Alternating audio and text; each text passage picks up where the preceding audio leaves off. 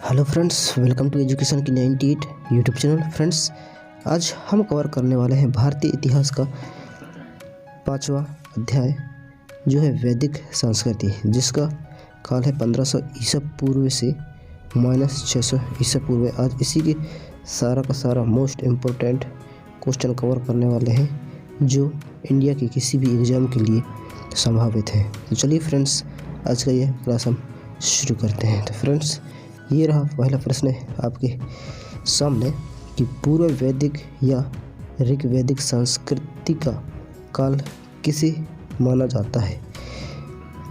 किसे माना जाता है? तो ये माना जाता है 1500 ईसा पूर्व से -1000 ईसा पूर्व है। ऑप्शन नंबर ए इसका सही जवाब हो जाएगा। अगला प्रश्न है उत्तर वैदिक संस्कृति का काल किसे माना जाता है। उत्तर वैदिक संस्कृति का काल किसे माना जाता है? तो 1000 ईसा पूर्व से -600 ईसा पूर्व। ऑप्शन नंबर बी इसका सही जवाब हो जाएगा। अगला प्रश्न है कि आर्य शब्द का शाब्दिक अर्थ क्या है। आर्य शब्द का शाब्दिक अर्थ क्या है? तो इसका शाब्दिक अर्थ है श्रेष्ठ या कुलीन। ऑप्शन नंबर बी इसका सही जवाब हो जाएगा। अगला प्रश्न है इनमें से किस फसल का ज्ञान वैदिक काल के लोगों को नहीं था। इनमें से किस फसल का ज्ञान वैदिक काल के लोगों को नहीं था। जो चार ऑप्शन आपके सामने दिए हुए हैं उनमें से सही आंसर का जवाब आप कमेंट में जरूर करें। तो इसका सही जवाब हो जाएगा तंबाकू। ऑप्शन नंबर डी इसका सही जवाब हो जाएगा। अगला प्रश्न है उत्तर वैदिक काल के वेद विरोधी और ब्राह्मण विरोधी धार्मिक अध्यापकों को किस नाम से जाना जाता था। किस नाम से जाना जाता था?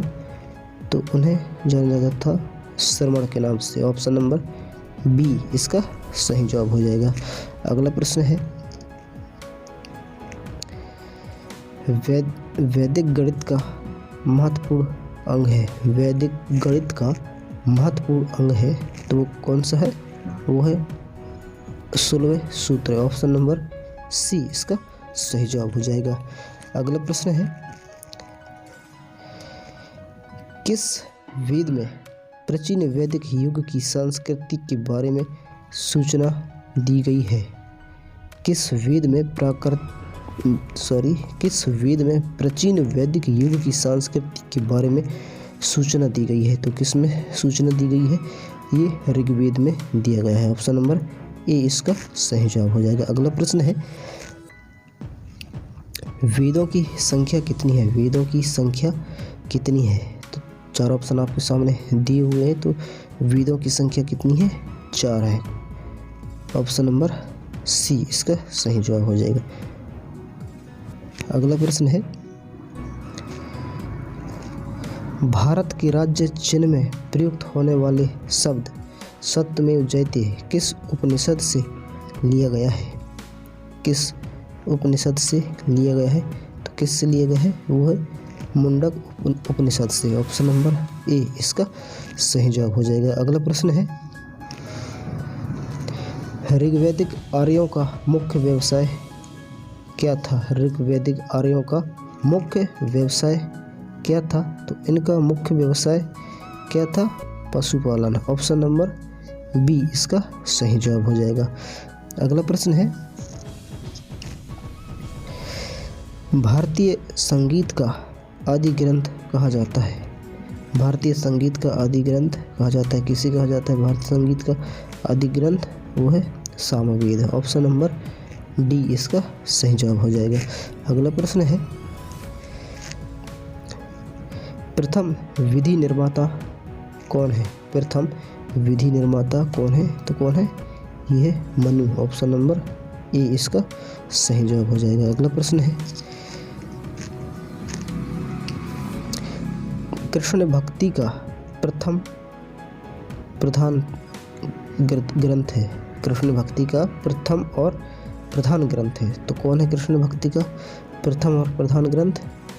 वो है Shrimad Bhagavad Gita. Option number B इसका सही जवाब हो जाएगा। अगला प्रश्न है, ऋग्वेद में संपत्ति का मुख्य रूप क्या है? ऋग्वेद में संपत्ति का मुख्य रूप क्या है? तो वो है गोधन। ऑप्शन नंबर ए इसका सही जवाब हो जाएगा। अगला प्रश्न है,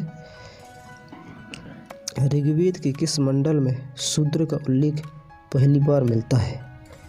ऋग्वेद के किस मंडल में शूद्र का उल्लेख पहली बार मिलता है? तो किस मंडल में मिलता है? वो मिलता है 10वें मंडल में। ऑप्शन नंबर डी इसका सही जवाब हो जाएगा। अगला प्रश्न है, पुराणों की संख्या कितनी है? पुराणों की संख्या कितनी है? तो कितनी है पुराणों की संख्या? वो है 18 पुराण। ऑप्शन नंबर ए इसका सही जवाब हो जाएगा। अगला प्रश्न है, वैदिक धर्म का मुख्य लक्षण इनमें से किसकी उपासना थी? वैदिक धर्म का मुख्य लक्षण इनमें से किसकी उपासना थी? तो किसकी उपासना थी? वह है प्रकृति का। ऑप्शन नंबर ए इसका सही जवाब हो जाएगा। अगला प्रश्न है, किस देवता के लिए ऋग्वेद में पुरंदर शब्द का प्रयोग हुआ है? किस देवता के लिए ऋग्वेद में पुरंदर शब्द का प्रयोग हुआ है? तो किस देवता के लिए हुआ है? वो है इंद्र के लिए। ऑप्शन नंबर ए इसका सही जवाब हो जाएगा। अगला प्रश्न है, 16वें सूत्र किस विषय से संबंधित पुस्तक है? किस विषय से संबंधित पुस्तक है? तो है ज्यामिति। ऑप्शन नंबर ए इसका सही जवाब हो जाएगा। अगला प्रश्न है, आर्य भारत में बाहर से आए और सर्वप्रथम बसे थे। कहाँ पर बसे थे? तो ये बसे थे पंजाब में। ऑप्शन नंबर सी इसका सही जवाब हो जाएगा। अगला प्रश्न है, ऋग्वेद का कौन सा मंडल पूर्णतः स्वयं को समर्पित है? ऋग्वेद का कौन सा मंडल स्वयं को समर्पित है? तो वो कौन सा है? 9वां मंडल। ऑप्शन नंबर सी इसका सही जवाब हो जाएगा। अगला प्रश्न है, प्रसिद्ध 10 राजाओं का युद्ध दशाराज युद्ध किस नदी के तट पर लड़ा गया? किस नदी के तट पर लड़ा गया? तो है परुशड़ी नदी के किनारे तट पर लड़ा गया। ऑप्शन नंबर डी इसका सही जवाब हो जाएगा। अगला प्रश्न है, धर्मशास्त्रों में भू राजस्व की दर क्या है? धर्मशास्त्रों में भू राजस्व की दर क्या है? तो भू राजस्व की दर क्या था धर्मशास्त्रों में? तो वो था 1/6। ऑप्शन नंबर सी इसका सही जवाब हो जाएगा। अगला प्रश्न है, 800 ईसा पूर्व से 600 ईसा पूर्व का काल किस युग से जुड़ा है? किस युग से जुड़ा है? तो वो है ब्राह्मण युग से। ऑप्शन नंबर ए इसका सही जवाब हो जाएगा। अगला प्रश्न है,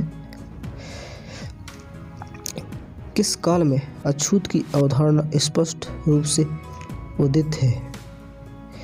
किस काल में अछूत की अवधारणा स्पष्ट रूप से उदित है? तो किस में? वो है धर्मशास्त्र के काल में। ऑप्शन नंबर डी इसका सही जवाब हो जाएगा। तो गाइस इस क्लास के बस इतना ही मोस्ट इम्पोर्टेंट संभावित प्रश्न रहे जो इंडिया के किसी भी एग्जाम के लिए संभावित है। अब मिलते हैं नेक्स्ट क्लास में, तब तक के लिए जय हिंद, वंदे मातरम। अपना ख्याल रखिएगा।